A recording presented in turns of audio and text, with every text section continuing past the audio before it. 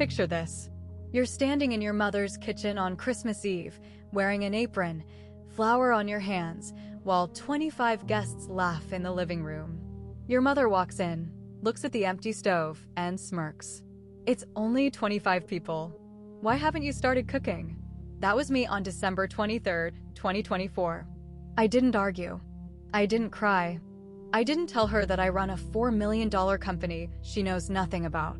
Instead, I smiled, untied my apron, and booked a one-way ticket to Miami, leaving behind an empty kitchen and a Christmas dinner that would never be cooked.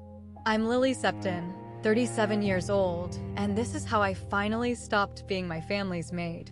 If you're watching this, please subscribe and let me know where you are watching from. 15 years ago on my first Christmas as an adult, Christmas 2009, I was 22, fresh out of college with a communications degree and no job prospects. The economy had just collapsed and I was living in my childhood bedroom in Denver, sending out resumes that disappeared into the void. My parents' house smelled like pine needles and cinnamon that December evening. Mom had decorated every corner with garlands, candles, and those porcelain angels she collected. 15 guests were coming for Christmas dinner. Aunts, uncles, cousins, and a few of Dad's business associates. "Lily, you're handling dinner?" Mom announced while arranging flowers in the dining room. She didn't ask, she informed. I looked up from my laptop where I'd been drafting yet another cover letter. The whole dinner for 15 people. Sarah has finals to study for. She can't be distracted. My sister was 18, a freshman at the University of Colorado. She was lounging on the couch, scrolling through her phone, definitely not studying. "I have job applications to finish," I said carefully. "There's a marketing position at Job Applications Can." Mom's voice carried that familiar edge, the one that meant the conversation was over. This is family. Family comes first. That was the first sign I was being treated differently. Sarah got exemptions. I got assignments. I spent the next 2 days in the kitchen. I roasted a 12 PB turkey, made mashed potatoes from scratch, prepared green bean casserole, cranberry sauce, dinner rolls, and 2 pies. I set the table, polished the silverware, and arranged the centerpiece. When guests arrived on Christmas Eve, I was still in the kitchen wearing an apron stained with gravy.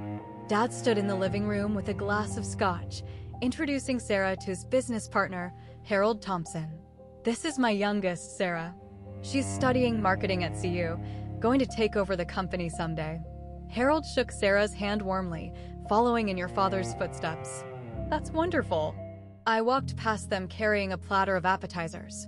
Dad glanced at me, then turned back to Harold without a word. That was the second sign. Sarah was introduced as the future. I was invisible. "Who made these?" Harold's wife, a woman named Grace, picked up a stuffed mushroom. "These are incredible."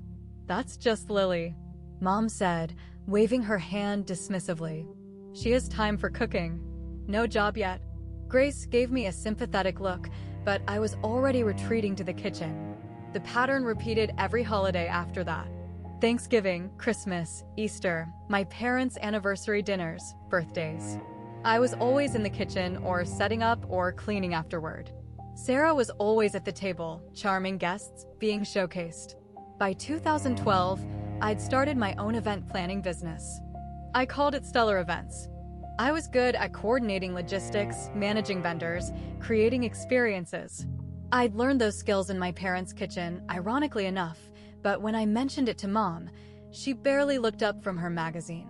Event planning like birthday parties for children, corporate events, actually, product launches, galas, conferences. "That's nice, dear. Can you pick up dry cleaning on your way home?" She never asked about it again. Neither did Dad. Neither did Sarah. So, I stopped talking about it. For 12 years, I built Stellar Events in silence. I landed my first major client in 2014, a tech startup that paid me $8,000 to organize their launch party. By 2018, I had 5 employees and an office in downtown Denver. By 2022, I was managing events for Fortune 500 companies. But when I visited my parents, I still wore jeans and a plain sweater. I drove my old Honda instead of my new Audi. I never mentioned the 23 employees on my payroll or the $4.2 million in revenue we generated in 2024. Why? Because they never asked and I was tired of offering information that would be dismissed. Last Thanksgiving, November 2024, was particularly humiliating. I just closed a deal with a major hotel chain worth $600,000. I was exhausted but satisfied, flying high on professional success. Then I walked into my parents' house and Mom handed me an apron. Turkey needs basting every 30 minutes. I made a schedule. 23 employees reported to me. I negotiated contracts with CEOs. I'd been profiled in 3 industry publications and my mother handed me a basting schedule. I took the apron. I basted the turkey. I served dinner to 18 people while Sarah talked about her stressful job as marketing director at Dad's company, a position she'd been handed, not earned. Sarah's doing incredible work, Dad said proudly. Revenue is up 12% this year. I could have mentioned that my company's revenue was up 31%. But what was the point? They'd find a way to minimize it. They always did. After dinner, while I was elbow deep in dishwater, I made a decision.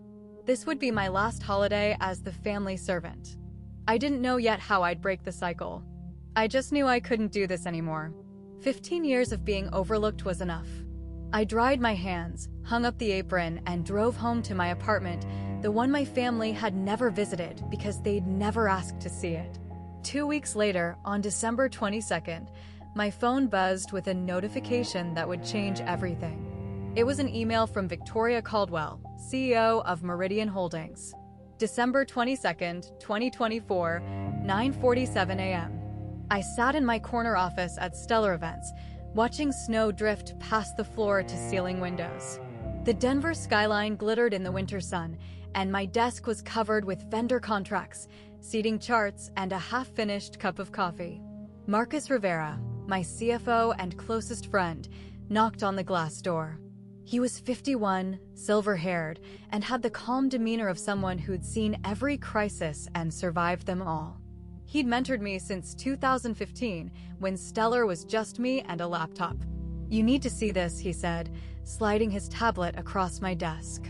I looked at the screen.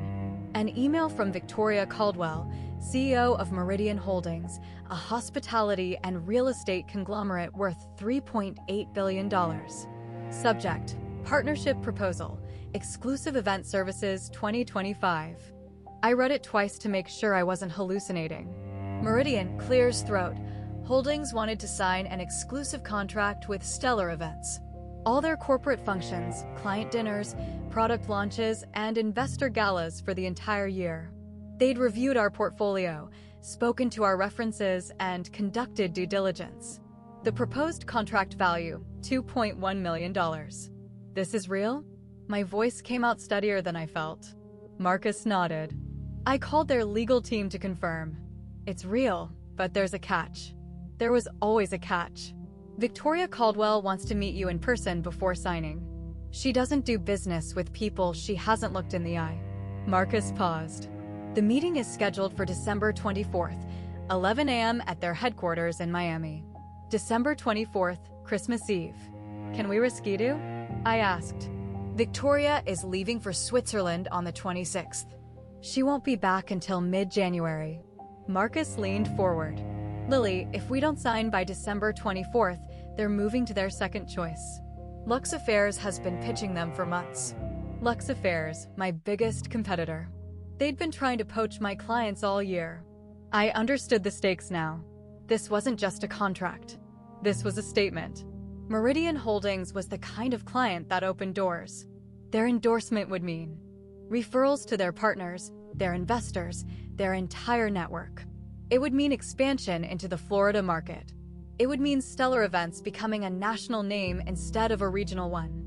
And if I lost this to Lux Affairs, the industry would notice. Clients would wonder why Meridian passed on us. Momentum would shift.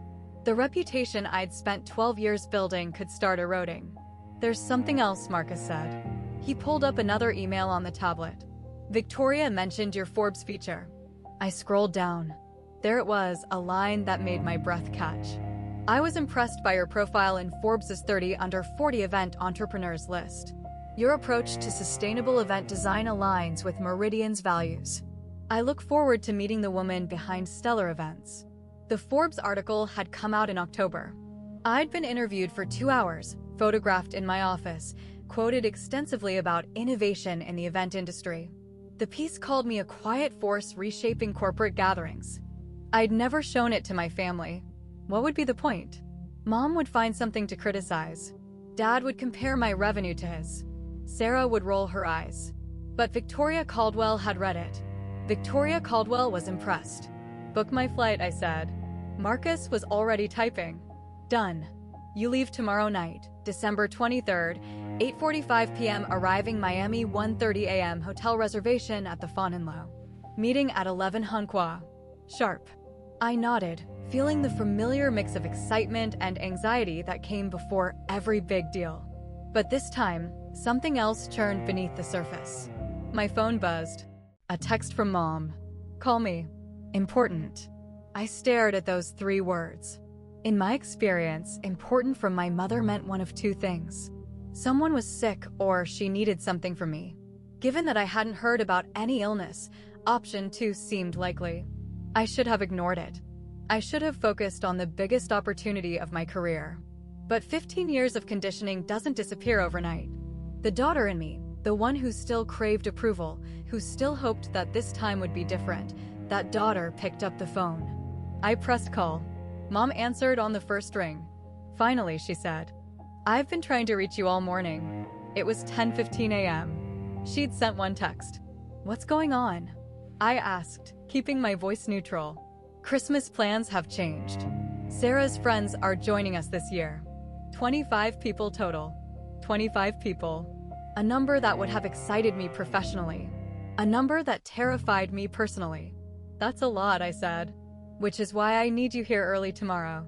Cooking, decorating, the works. Sarah's too busy with work. And there it was. I gripped my phone tighter.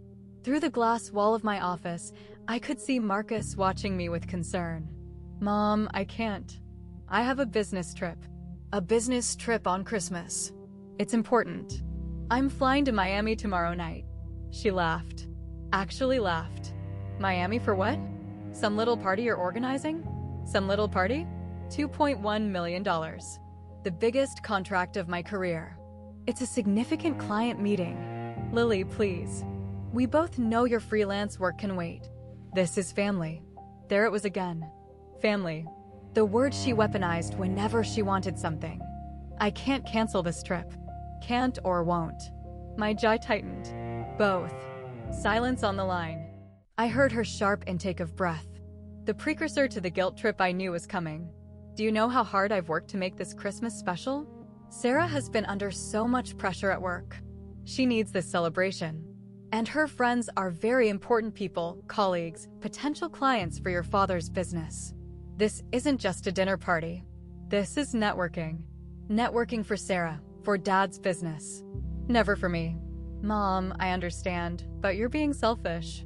Her voice turned cold. You always have been. Sarah gives and gives to this family, and you can't even cook one meal. I closed my eyes. 15 years of these conversations. 15 years of being told I was selfish for having boundaries. Selfish for having a life. Selfish for existing outside their narrow expectations. My answer is no. What did you just say? I said no. I won't be there tomorrow. I won't be cooking dinner for 25 people. I have a meeting that cannot be rescheduled. Mom's voice dropped to a hiss. What meeting could possibly be more important than your family? A contract worth over $2 million? The line went silent for a moment. Just a moment. I thought maybe she'd heard me. Maybe she'd finally understand. Then she laughed again. Dismissive. Cruel. $2 million. Lily, honestly, where do you come up with these fantasies? You plan little corporate parties. You're not some big business mogul. Something cracked inside me. Not broke, cracked. A fissure that had been forming for 15 years finally split open. You don't know anything about what I do. I know enough. I know you're 37, unmarried, with no real career. I know you've wasted years on this hobby while your sister built an actual future. And I know that when family needs you, you're never there. Each word landed like a slap. Calculated, precise, designed to wound. Marcus stood up from his desk, watching me through the glass. He'd heard enough of these calls over the years to recognize the pattern. "I'm going to Miami," I said quietly. "You can figure out the dinner without me. If you walk out on this family, don't bother coming back."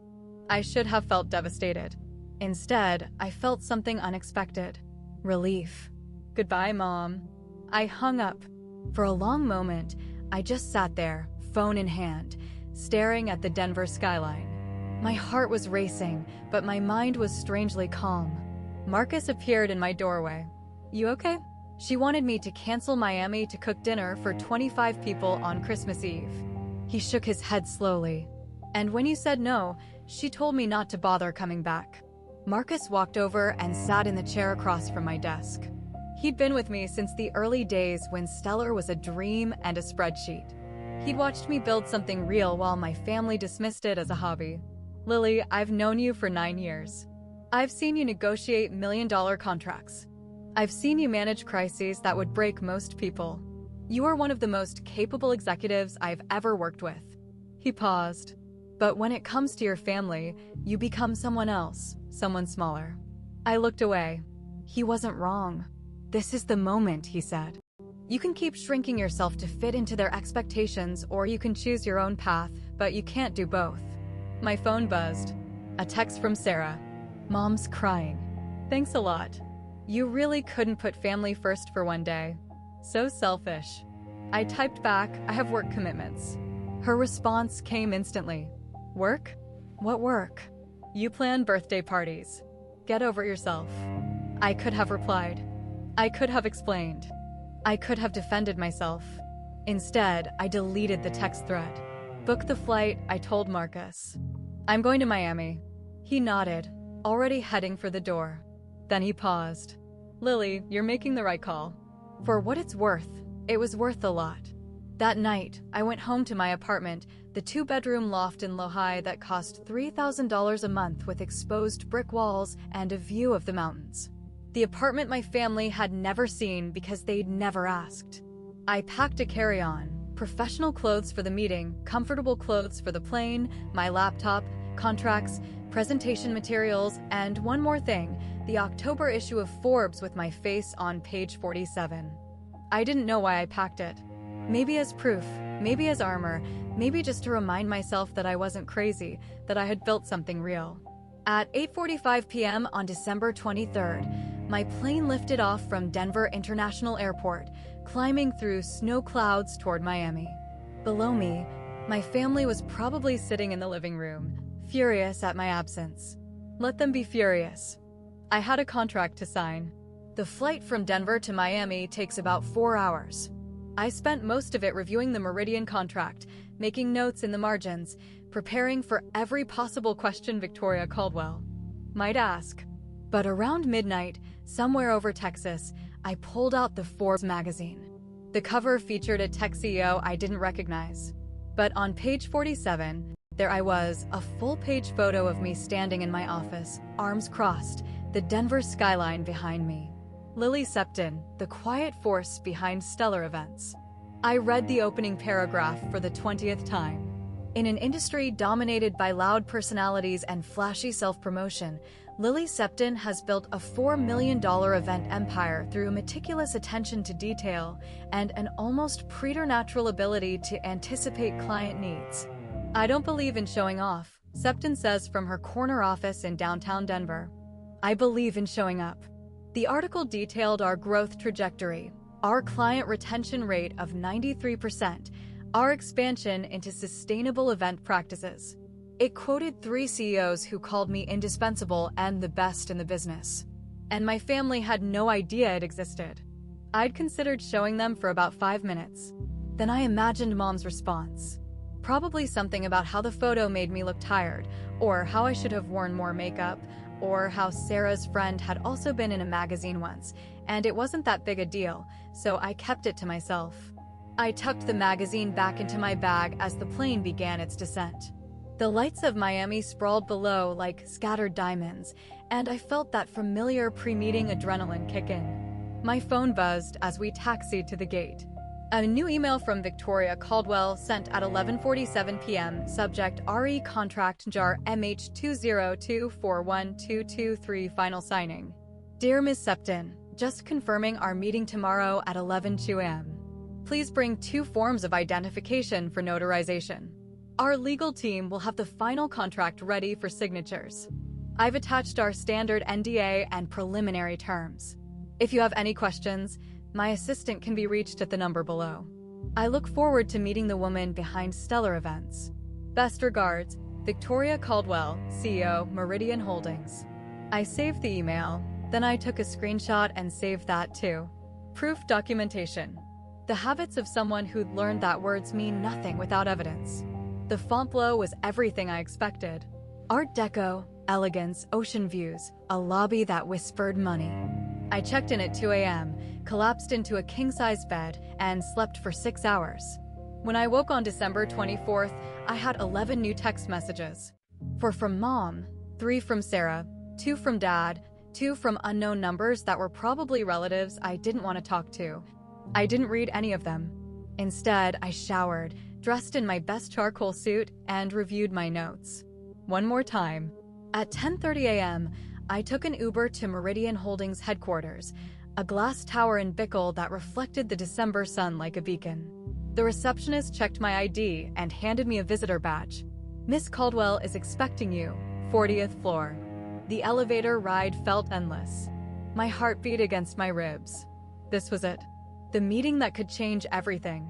But as the elevator climbed, my phone buzzed again. This time, a call from Sarah. I declined it. Another buzz, a voicemail. Against my better judgment, I listened. Lily, it's Sarah. Mom is having a meltdown. None of the caterers will come on Christmas Eve. Surprise, surprise. Dad's calling in favors, but no one can help.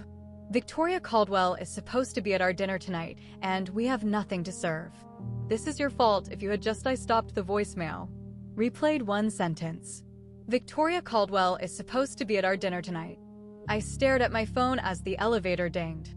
Victoria Caldwell, CEO of Meridian Holdings, the woman I was about to meet, was going to my parents' house for Christmas dinner. How was that possible? The elevator doors opened onto a marble foyer. A woman in a navy dress approached with a professional smile. Miss Septon, Miss Caldwell is ready for you right this way. I followed her down a corridor lined with awards and photographs. My mind was spinning. Victoria Caldwell knew my parents, or at least she'd been invited to their dinner, which meant she knew Sarah or Dad. Someone had connected them, probably through business circles. Denver wasn't that big in certain industries. Did Victoria know I was Richard Septon's daughter? Did she know that the family she was visiting tonight was the same family I just walked away from? The assistant opened a door to a corner conference room. Floor-to-ceiling windows offered a panoramic view of Biscayne Bay. A long table dominated the space. Legal documents spread across its surface. And at the head of the table stood Victoria Caldwell. She was in her early 50s, silver-haired with the sharp eyes of someone who'd built an empire from nothing. She wore a cream blazer and pearl earrings. Her handshake was firm. Miss Septon, it's a pleasure to finally meet you. The pleasure is mine, Miss Caldwell. She gestured to a chair. Shall we get started? I have a flight to Denver this afternoon. Denver? My stomach tightened. I sat down, opened my folder, and prepared to sign the most important contract of my career. While trying not to think about what would happen when Victoria Caldwell arrived at my parents' house tonight, before I tell you what happened next, I want to pause and ask you something. Have you ever been overlooked by your own family? Have they ever dismissed your success, ignored your achievements, made you feel invisible? If yes, type 1 in the comments. If you've ever stood up for yourself and set boundaries, type 2. And please, if you want to see what happened when Victoria Caldwell walked into my parents' house, hit that like button and subscribe. Now, back to the story. The contract signing took 45 minutes. Victoria Caldwell was thorough. She reviewed every clause, asked pointed questions about our capacity, our vendor relationships, our contingency protocols. I answered each one with the confidence of someone who'd spent 12 years preparing for this moment. At 11:52 a.m., We both signed contract number MH202412223. A photographer captured the moment. Victoria and me shaking hands, the Miami skyline glittering behind us. Her assistant notarized the documents and presented me with my copy in a leather folder embossed with the Meridian Holdings logo. "Welcome to the Meridian family," Victoria said, smiling warmly. "I have a feeling this is going to be an exceptional partnership." I couldn't agree more. We exchanged a few more pleasantries, and then her assistant appeared with a gentle reminder about her flight. "I'm spending Christmas Eve with some business associates in Denver," Victoria mentioned as she gathered her things. "The Septon, do you know them?" "Richard runs a construction supply company. His daughter Sarah is quite impressive." My throat tightened. "I've heard of them. Richard is a potential investor for a project we're developing. His wife invited me to their Christmas dinner." She laughed lightly. "Normally, I'd decline, but I'm curious about their operation, and I'm told the food is spectacular." "The food?" "The food I was supposed to have cooked." I managed to keep my expression neutral. "I hope you enjoy yourself." Victoria paused at the door, studying me with those sharp eyes. "You know, there's something familiar about you, Miss Septon. The name, perhaps. Any relation to the Denver Septans?" This was the moment. I could have told her. I could have explained that Richard and Margaret were my parents, that Sarah was my sister, that I'd spent 15 years being their unpaid caterer while building the company she'd just invested $2.1 million in. But I didn't. "It's a common name," I said instead. Victoria nodded, seemingly satisfied, and left. I sat in the empty conference room for a long time after she was gone, the signed contract heavy in my hands. She didn't know. She had no idea that the spectacular food at Theft and Christmas dinner was supposed to have been prepared by me, the woman she just signed a major contract with. She didn't know that the family she was about to visit had spent years dismissing my work as a hobby, my career as a joke. And tonight when she arrived at my parents' house and found no dinner prepared, no caterer hired, no magical spread appearing out of nowhere, what would happen then? A dark part of me wanted to see it. Wanted to watch my mother scramble, my father make excuses, my sister's carefully constructed image crumble. But a larger part of me felt something unexpected. Exhaustion. I was tired of the drama, tired of being pulled into their orbit, tired of defining my worth by their reactions. I had what I came for. The contract was signed. My company's future was secured. Whatever happened in Denver tonight was no longer my problem. I flew back that afternoon, landing in Denver at 6:47 p.m., exactly the time the Septon Christmas dinner was supposed to begin. I took an Uber from the airport to my apartment, ordered Thai food, and turned off my phone. For the first time in 15 years, I spent Christmas Eve alone, and it was peaceful. I didn't know yet what was happening at my parents' house. I wouldn't find out until the next morning, but I can tell you now because I pieced it together later from accounts by Grace Thompson and 2 other guests who were there. At 5:30 p.m., Margaret Septon walked into her kitchen expecting to find the usual trays of appetizers, a roasting turkey, pots simmering on every burner. Instead, she found nothing. Cold appliances, empty counters, no Lily. "Richard." Her voice echoed through the house. "Richard." My father appeared, adjusting his tie. "What's wrong? Where's the food? Where's Lily?" "I thought you said she was handling it." "She was. She was supposed to be here hours ago." Sarah descended the stairs, dressed in a red cocktail dress. "What's going on? Why are you yelling?"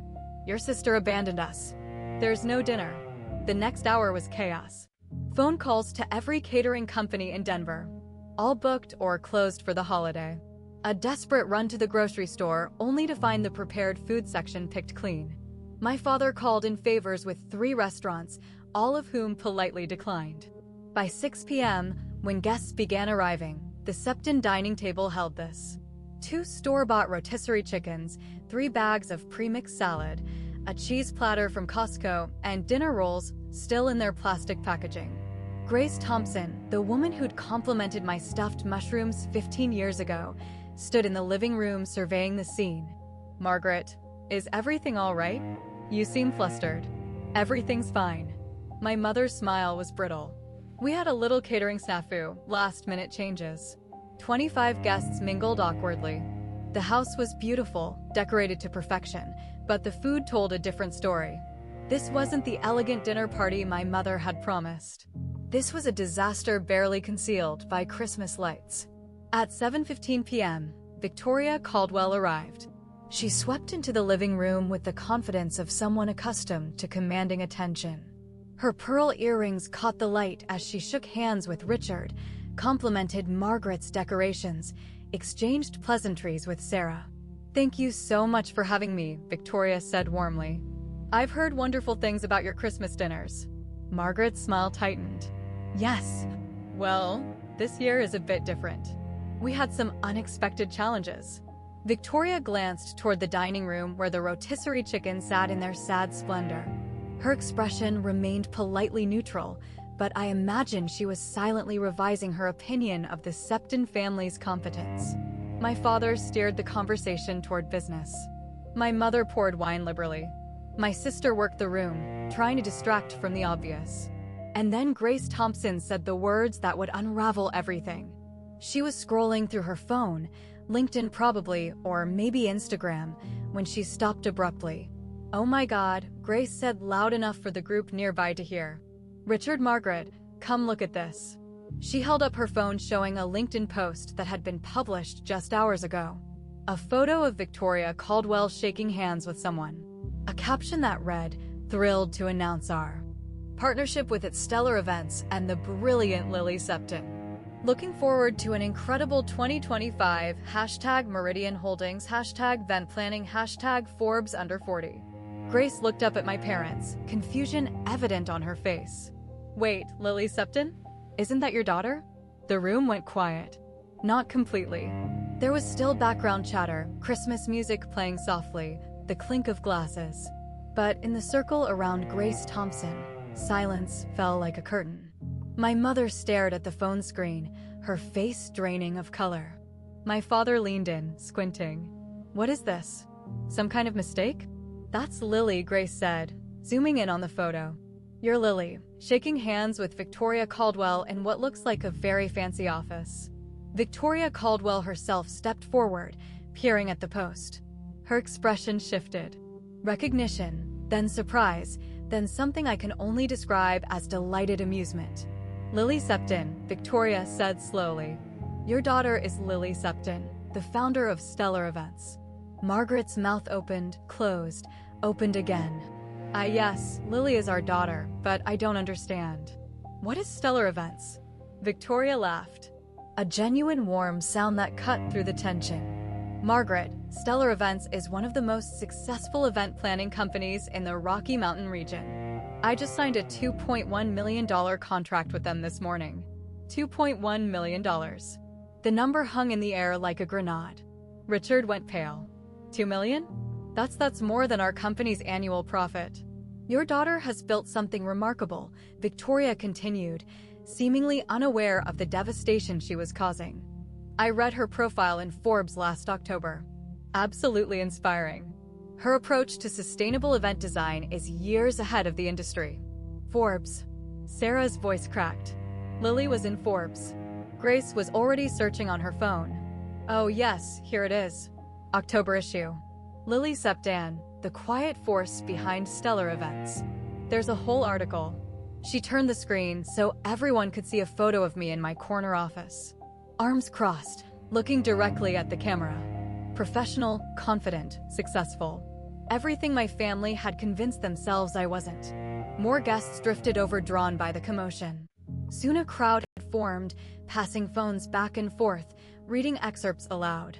"It says she has 23 employees. Her company did over $4 million in revenue this year. This quote is incredible. I believe in showing up, not showing off."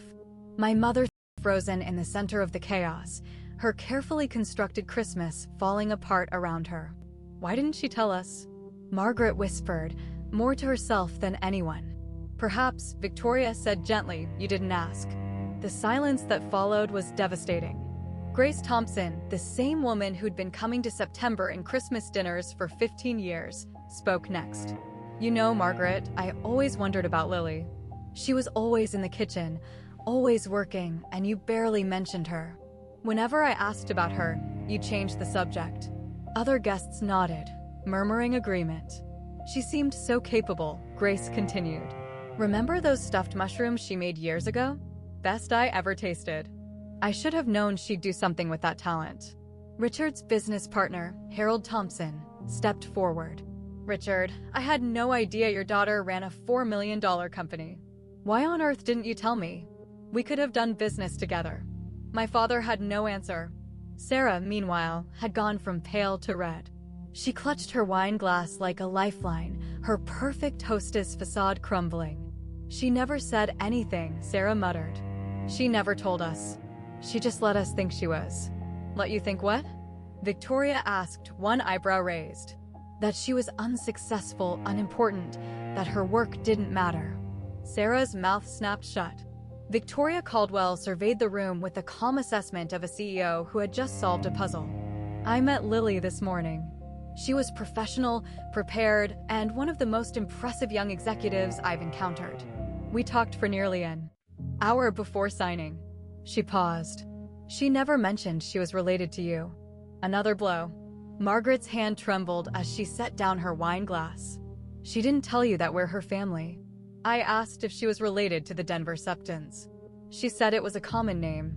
The implication landed hard. Lily hadn't claimed them, hadn't wanted to be associated with them, had kept her family's connection hidden, not out of shame about herself, but perhaps out of something else entirely. Oh my God, Grace breathed, realization dawning. That's why she's not here tonight. That's why there's no dinner. She was in Miami signing this contract. While you expected her to cook for 25 people, Harold added, his tone coolly critical. Richard's face had gone from pale to purple. Now wait just a minute. This is a family matter. Is it? Victoria asked. Because from where I'm standing, it looks like you've been treating a very successful businesswoman like household help.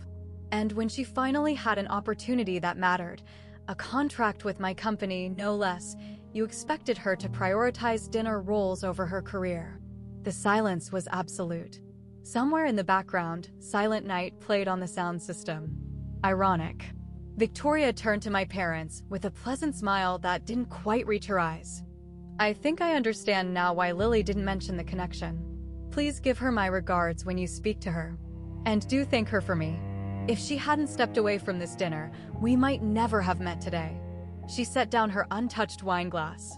Now, if you'll excuse me, I have a flight to Switzerland in the morning. Margaret Richard, thank you for the invitation. It was illuminating.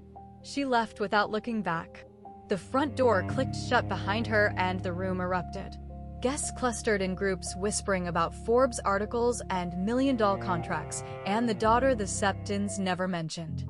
My mother sank into a chair, her Christmas party in ruins. My father retreated to his study, slamming the door. Sarah fled upstairs, presumably to cry or rage or both. And in my apartment across town, I sat on my couch with pad thai and Netflix, blissfully unaware of the revolution happening in my parents' living room. I wouldn't learn the full story until December 26th when Grace Thompson called me directly. Lily, she said, I owe you an apology. I've known your family for 15 years, and I never once asked what you actually did for a living. That was wrong of me. It's okay, Grace. You're not the one who should be apologizing. Maybe not. But I want you to know what Victoria said at the party about you being one of the most impressive executives she'd met. Everyone in that room heard it. Everyone knows now. She paused. Your parents have a lot of explaining to do, and I don't think the community is going to let them forget this anytime soon. A small petty part of me felt satisfaction. A larger part just felt tired. Thank you for telling me, Grace. Of course. And Lily, congratulations on the contract. You've clearly worked very hard. You deserve every success. No one in my family had ever said those words to me. It took a near stranger to say them first. Christmas night in Miami was warm and quiet. I sat on the balcony of my hotel room at the Fontainebleau, watching the moon paint silver stripes across the Atlantic. I'd ordered room service, steak, roasted vegetables, a glass of red wine. The contract folder lay on the table beside me, its weight somehow reassuring. My phone was turned off. It had been off since I landed. 15 missed calls, 32 text messages, 6 voicemails, all from family members I had no desire to speak with. But now with the contract signed and my future secured, I felt ready. Not ready to forgive, not ready to reconcile, just ready to be clear. I turned on my phone and watched the notifications flood in. Mom, 6:47 p.m. call me immediately. Mom, 7:23 p.m. Lily, this is serious. Victoria Caldwell knows about you. Mom, 8:15 p.m. How could you humiliate us like this in front of everyone? Mom, 9:02 p.m. Please call. We need to talk. Sarah, 7:45 p.m. Are you kidding me right now? Sarah, 8:30 p.m. You let us look like idiots in front of 25 people. Sarah, 10:17 p.m. Mom is having a breakdown. Are you happy? Dad, 9:45 p.m. Lily, we need to discuss what happened. This isn't how family should operate. I read each message without emotion. The manipulation was so obvious. Now, the guilt trips, the blame shifting, the complete absence of accountability. Not one message congratulated me on the contract. Not one message acknowledged that I had built something worth celebrating. Not one message apologized for years of dismissal. My phone rang. Marcus. Hey, I answered. Merry Christmas, Lily. How are you holding up? Better than I expected. I took a sip of wine. The contract is signed. Victoria was incredible. I heard she emailed me after the meeting. Said, you were even more impressive in person than on paper. He paused. I also heard about what happened in Denver. News travels fast. Victoria's assistant sent a message to our team. Apparently, the Septon Christmas dinner was quite the spectacle. I laughed. A real laugh. Maybe the first one in days. I can only imagine. Lily, listen. You made the right call. You chose your career, your company, your future. You don't owe them anything. I know. And for the first time, I actually believed it. After we hung up, I opened my laptop and began drafting an email. Not a rant, not an accusation, just a clear, professional statement, the kind I would send to a difficult client. To Richard Septon, Margaret Septon, Sarah Septon. Subject regarding Christmas and going forward. I typed slowly, choosing each word with care. I signed a contract with Meridian Holdings today for $2.1 million. This is why I was not at Christmas dinner. For 15 years, I have cooked and cleaned for every family gathering while my career was dismissed as a hobby. When I told Mom I had an important meeting, she laughed. When I set a boundary, I was called selfish. I am not selfish for prioritizing my work. I am not ungrateful for having standards. I am not a failure because my success doesn't fit your definition. I will not apologize for choosing myself. I am open to rebuilding our relationship, but only under certain conditions. I will no longer be treated as the family caterer. I will be respected as an equal member of this family. My career will be acknowledged, not dismissed. If these conditions are unacceptable, I understand. But I will not return to the way things were. I will reach out when I am ready to talk. Lily, I read it 3 times, revised one sentence, then hit send. For a long moment, I just sat there watching the waves. No one replied that night. I didn't expect them to. They needed time to process, to realize that the daughter they'd overlooked had outgrown their expectations entirely. Marcus had been right. This was a turning point, but not just professionally. Personally, I finished my wine as the moon rose higher over Miami Beach. Tomorrow, I would fly home. I would walk back into my office as the CEO who had just landed the biggest contract in Stellar Events history. I would build on this success, expand into new markets, hire more staff, and my family would have to decide, did they want a relationship with Lily Septon, CEO and founder, or did they only want the Lily who stayed small, stayed quiet, stayed in the kitchen? I already knew the answer I needed. The question was whether they were capable of giving it. I want to pause here for a moment. If this story is resonating with you, if you've ever felt overlooked, undervalued, or taken for granted by the people who should love you most, please take a second to hit that subscribe button and turn on notifications. And tell me in the comments, do you think I should forgive my family or should I keep the boundaries I've set?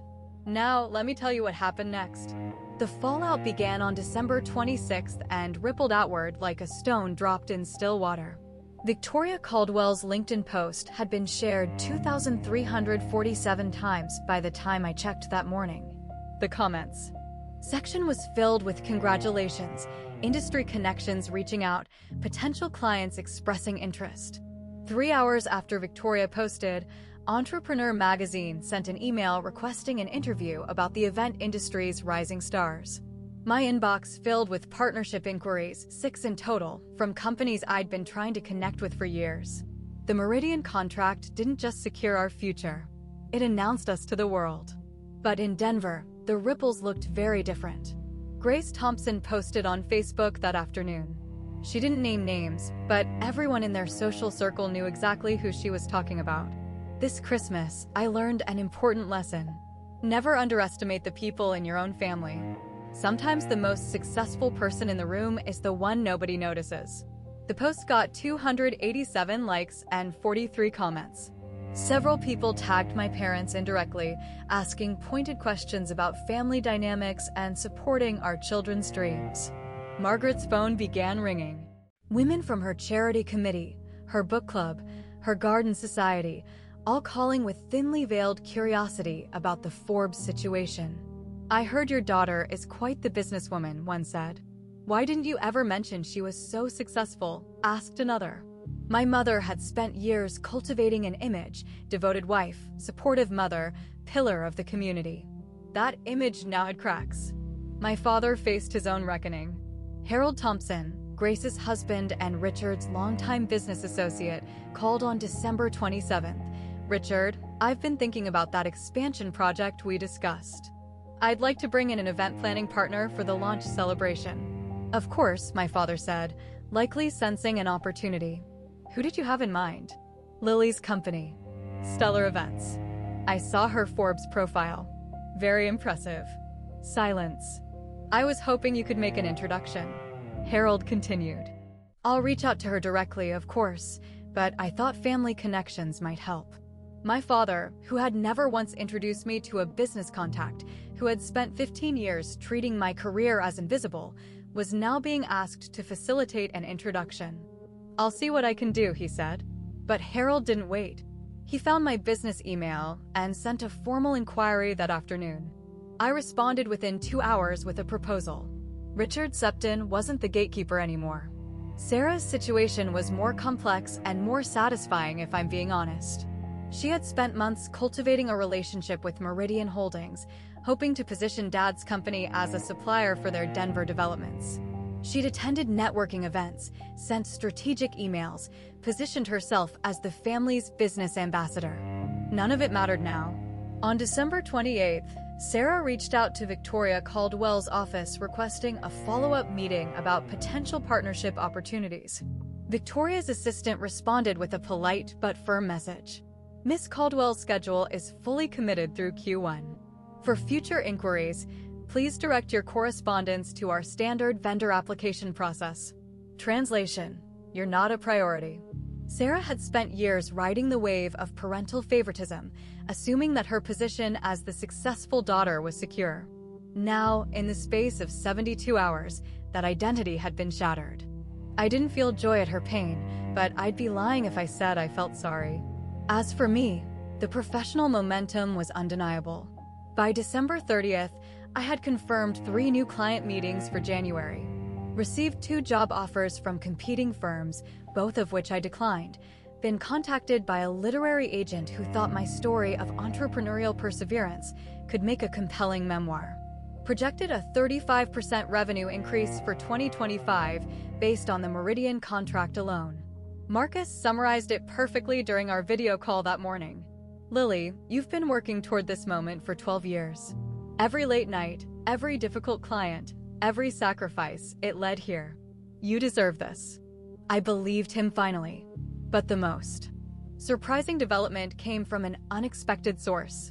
On December 29th, a letter arrived at my apartment.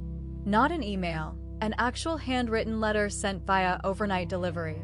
The return address was my parents' house. The handwriting was my father's. I almost didn't open it. What could he possibly say that would matter?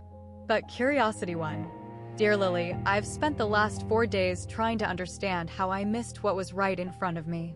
You built a real company with employees and clients and revenue that exceeds my own. And I didn't know because I never asked. I told myself I was a good father. I told myself I supported both my daughters. But the truth is, I saw what I expected to see. I expected Sarah to succeed, so I looked for her successes. I expected you to struggle, so that's all I saw. I was wrong.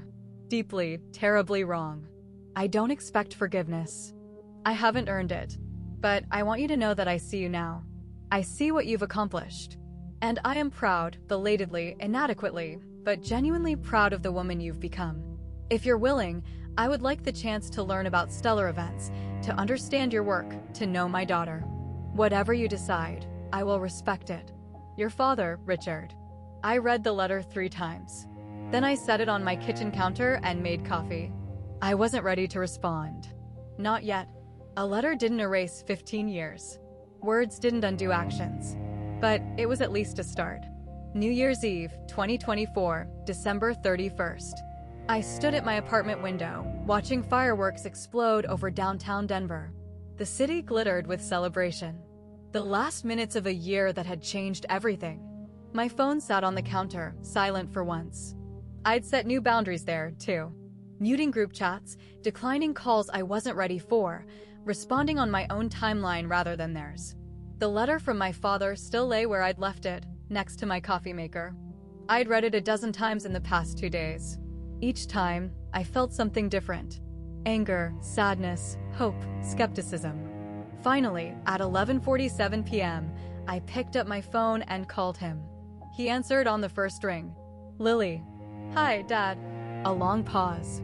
I could hear my mother in the background asking who was calling. He didn't answer her. Thank you for calling, he said finally. I didn't expect. I wasn't sure you would. I almost didn't. I kept my voice steady, professional. But I've been thinking about what comes next. So have I, Dad. I'm willing to try to rebuild something, but not the way things were. I understand. I mean it.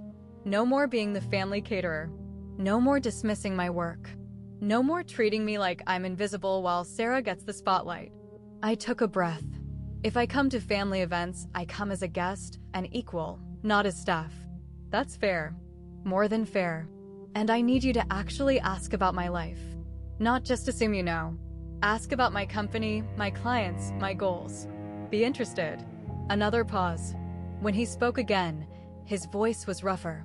I should have been doing that all along. Yes, you should have.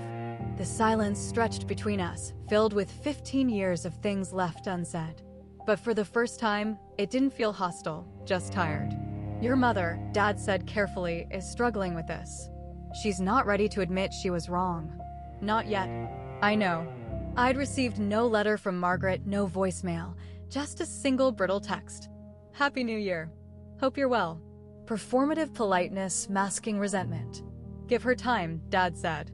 I've given her 15 years. He had no response to that. I'll come to dinner next week. I said finally Sunday, but I'm coming as a guest. Someone else can cook. I'll order from that Italian place you used to like. A small thing, but a start.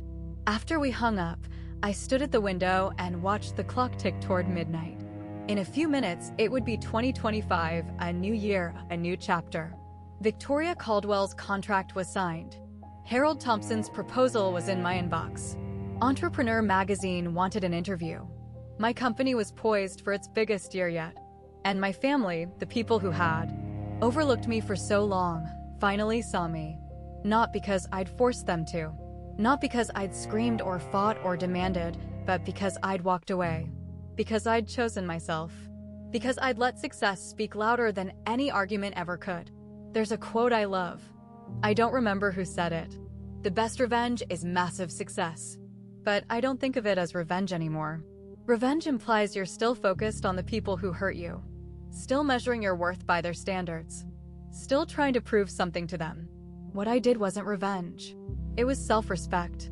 The fireworks reached their crescendo at midnight. My phone buzzed with a text from Marcus. Happy New Year, boss. 2025 is going to be incredible. I typed back, "You're right. It already is." Then I opened a new document on my laptop and started planning. Not the next client event, not the next contract negotiation. My boundaries written out clearly, professionally, the way I would outline any business agreement. I will attend family gatherings as a guest, not a servant. I will not accept disrespect disguised as humor. I will not apologize for prioritizing my career. I will be treated as an equal, or I will not participate. I will respond to genuine attempts at connection and ignore manipulation. My time and energy are valuable. I will spend them accordingly. Simple rules, clear expectations, the kind of boundaries I should have set 15 years ago. But here's what I've learned. It's never too late. You're never too old, too far along, too entrenched to change the pattern. The moment you decide you deserve better is the moment everything shifts. My parents are not perfect. They may never fully understand what they did wrong or how much it cost me. Sarah may never apologize, but that's not my problem anymore. My problem is building the life I want, the career I've earned, the relationships I choose. And that's exactly what I'm going to do. So that's my story. A 15-year journey from being the family servant to signing a $2 million contract while my family scrambled without me. If you've ever felt overlooked, dismissed, or taken for granted, I want you to know that your success is waiting. It doesn't require their approval. It doesn't require their acknowledgement. It only requires you to bet on yourself. Thank you for watching. Thank you for staying with me through this story. If you've ever been overlooked by the people who should love you most, I want you to know you deserve respect. You deserve to be seen. Please subscribe to this channel and check the description for more stories about setting boundaries and finding your worth. And leave a comment telling me, have you ever had to choose yourself over family expectations? Until next time.